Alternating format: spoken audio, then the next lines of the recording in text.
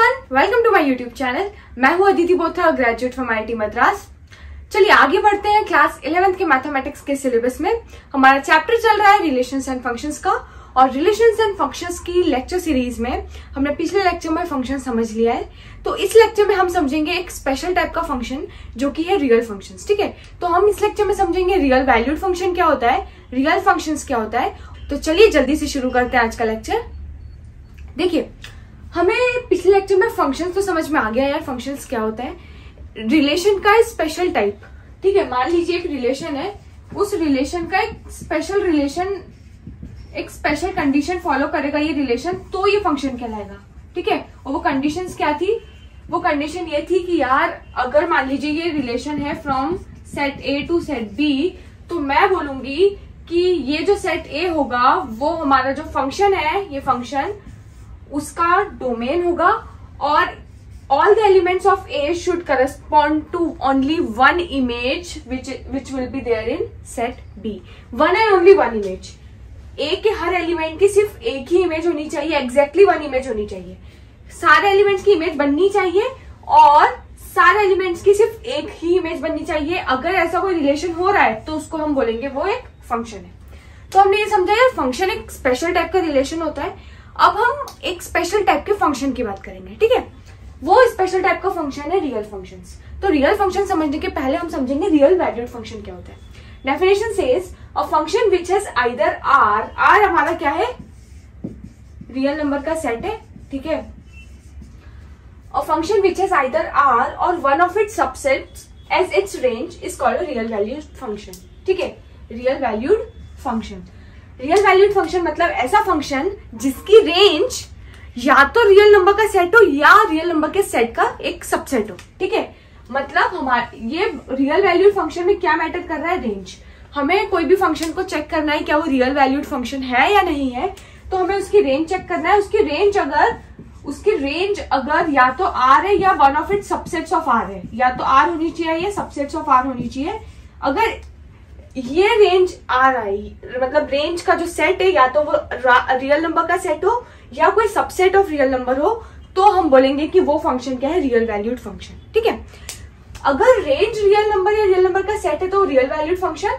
अगर डोमेन और रेंज दोनों की दोनों ही या तो रियल नंबर है या सबसेट्स ऑफ रियल नंबर का सेट है, तो वो होगा रियल फंक्शन। ठीक है, if both domain and range, दोनों की दोनों, डोमेन भी और रेंज भी of a function is either R or one of its subsets, those functions are called real functions. बात समझ में आई? तो रियल वैल्यूड फंक्शन मतलब वो सारे फंक्शंस जो फंक्शंस की अगर मैं रेंज निकालूं तो वो रेंज या तो रियल नंबर का सेट आए या कोई सबसेट ऑफ रियल नंबर आए। ठीक है, अगर डोमेन और रेंज दोनों की दोनों ही ऐसी आ रही है कि या तो वो रियल नंबर है या सबसेट्स ऑफ रियल नंबर है, दोनों डोमेन और रेंज भी, तो वो है real functions. Real valued function समझ में आ गया, रियल फंक्शन समझ में आ गया। ठीक है, अब क्या होता है यार, हम आगे जो भी पढ़ेंगे, जैसे मोस्ट ऑफ द चीजें जो हम कैलकुलस में देखेंगे, आगे हमको जहां पर भी फंक्शंस यूज में आएगा, मोस्ट ऑफ द केसेस में, सारे केसेस नहीं बोलूंगी, मोस्ट ऑफ द केसेस में हम रियल फंक्शंस की ही बात कर देंगे। ठीक है, तो हम मोस्ट ऑफ द केसेस में रियल फंक्शंस की बात करेंगे। और हम पिछले लेक्चर में एक और चीज क्या समझ चुके हैं कि यार देखिए, अगर मान लीजिए एक फंक्शन है from set A to set B, और मान लीजिए जो सेट ए है ये फाइनाइट है, फाइनाइट सेट है। अगर ये फाइनाइट सेट है तो हम, ठीक है, मतलब इसके एलिमेंट्स को, इस फंक्शन के जो भी एलिमेंट्स होंगे उसको हम 1, 2, 2, 3, x, y कुछ भी करके ऐसे लिख सकते हैं। ठीक है, मतलब ऑर्डर्ड पेयर्स में हम लिख सकते हैं। ठीक है, इन अ रोस्टर फॉर्म।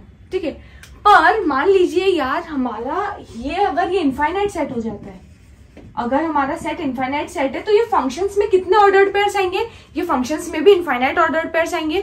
और हर ordered pair, infinite ordered pairs को मैं रोस्टर फॉर्म में तो लिख नहीं सकती हूँ, या किसी भी तरीके से ऐसे पर्टिकुलरली सिंगल करके लिखने लगी तो वो पॉसिबल नहीं होगा। तो इस टाइप ऑफ केसेस में जब हमारा जो सेट, जो डोमेन या रेंज, अगर हम डोमेन की बात करते हैं, ये हमारा अगर ए एंड बी जो है वो अगर हमारा इनफाइनाइट सेट्स होगा, तो हमारा फंक्शन में भी क्या होगा, इनफाइनाइट एलिमेंट्स होंगे। तो उस इनफाइनाइट ऑर्डर्ड पेयर्स को हम कैसे रिप्रेजेंट करेंगे, मोस्ट ऑफ द केसेस में इनफाइनाइट के लिए हम यूज करते हैं कोई फॉर्मूला। जैसे हम इन जनरल एक फॉर्मूले से रिप्रेजेंट कर देंगे कि यार ये हमारा फंक्शन है। ठीक है, फॉर एग्जाम्पल समझिए, जैसे मैंने बताया था कि फंक्शन को आप ऐसा कुछ समझिए जो जिसके अंदर एक ऑपरेशन होगा, ठीक है। इसको क्या नीड है, इसको एक इनपुट की नीड है, और इसको क्या, ये हमें क्या देगा, ये हमें एक आउटपुट देगा।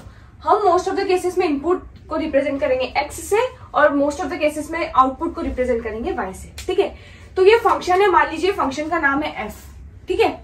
f फंक्शन में मैंने x की वैल्यू दी तो आएगा y, तो इसको मैं ऐसे भी लिख सकती हूँ, f को मैंने x की वैल्यू दी इनपुट, तो मेरा आउटपुट आया y, ठीक है। इसको हम बोलेंगे f of x equals to y। ये हम फंक्शंस में समझ चुके हैं।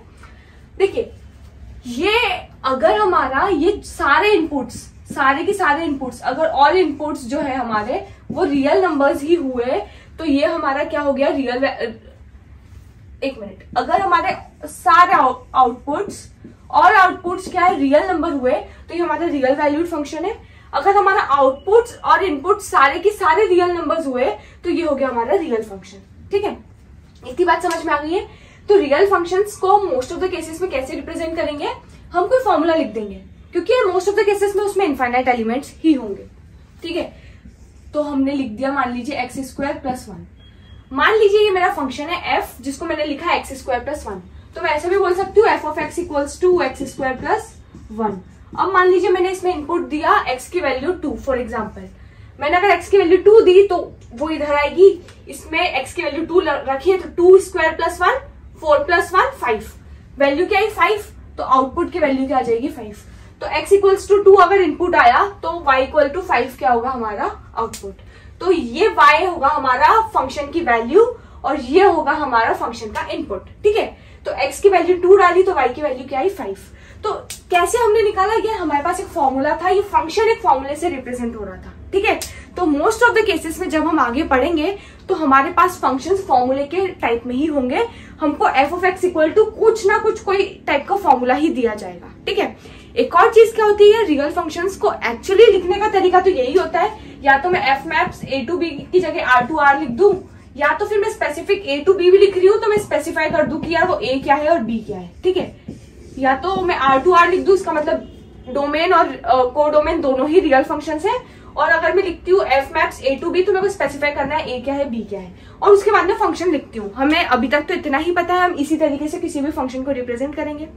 पर मान लीजिए अगर हम फंक्शंस, रियल फंक्शंस की बात करें, फ्यूचर में क्या होगा कि आप कैलकुलस में देखेंगे, या आप जहां पर भी बाद में जितनी भी जगह आप फंक्शंस देखेंगे, मोस्ट ऑफ द केसेस में काफी जगह ये सब रिप्रेजेंट किया होता है, लिखा होता है, बट काफी सारी जगहों पर ये लिखना बंद हो जाएगा। मतलब ये लिखना बंद हो जाएगा कि यार हमारा ये सेट ए क्या है, सेट बी क्या है, या फिर फंक्शन मैप कहां से कहां तक कर रहा है, ये लिखना बंद हो जाएगा मोस्टली इन कैलकुलस, ठीक है।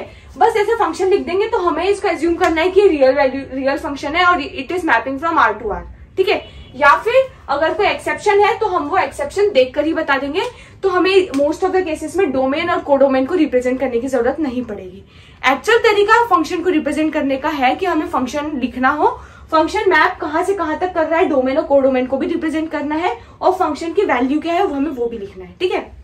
अगर फंक्शन फॉर्मूले से रिप्रेजेंट हो रहा है, तो हमें ऐसा लिखना है, suppose f maps r to r, उसके बाद हमें लिख देना है कि f of x equals to x square plus 1। ये करेक्ट तरीका है।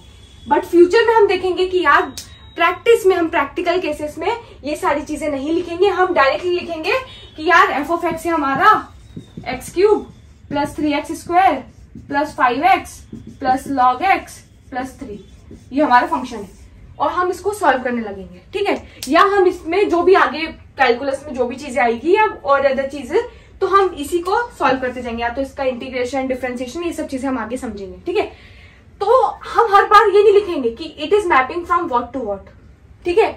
तो मोस्ट ऑफ द केसेस में फ्यूचर में अभी तो आपको सब जगह लिखना है कि it is mapping from what to what, but future में आप देखेंगे कि आप धीरे धीरे लिखना बंद कर देंगे, क्योंकि आपको वो एज्यूम आपके दिमाग में आ जाएगा कि हाँ यार it is mapping from this to this, इसका डोमेन ये नहीं हो सकता, इसका रेंज ये नहीं हो सकता, ये सब चीजें आपको तभी समझ में आ जाएगी, ठीक है।